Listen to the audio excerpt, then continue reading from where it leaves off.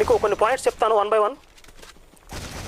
మొదటగా ఈయన్ని మేము ఒక ప్రశ్న అడిగాం, మీరు ఎంతమందితో వస్తున్నారు ఈ నియమ నిబంధనల గురించి చర్చించడానికి అని అడిగితే, అంటే భోజన ఏర్పాట్లు లాంటివి ఏం చేయాలా ఇలాంటి వాటి గురించి అడిగినప్పుడు ఈయన నేను జస్ట్ 4గురితో మాత్రమే వస్తున్నాను అని చెప్పాడు. కానీ ఈయన సడన్గా ఒక 10 మందిని తీసుకుని ఒక కెమెరా తీసుకుని వచ్చాడు. మొదటి విషయం.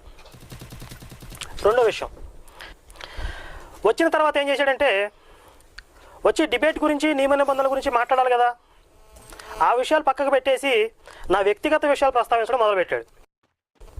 మీరు పలానప్పుడు అది చేశారు, పలానప్పుడు ఇది చేశారు అని ఈ విధంగా సైడ్ ట్రాక్ పట్టించే ప్రయత్నాలు చేశాడు. అప్పుడు మాకు పక్కనే ఉన్న సురేంద్రబాబు గారు, మీరు అవుట్ ఆఫ్ సబ్జెక్ట్ మాట్లాడొద్దు, ఈ డిబేట్ గురించి సంబంధించిన నియమ నిబంధనలు మాత్రమే మాట్లాడండి, ఇక్కడ వేరే విషయాలు ప్రస్తావిస్తే మేము కూడా ఇప్పుడు వేరే విషయాలు ప్రస్తావిస్తే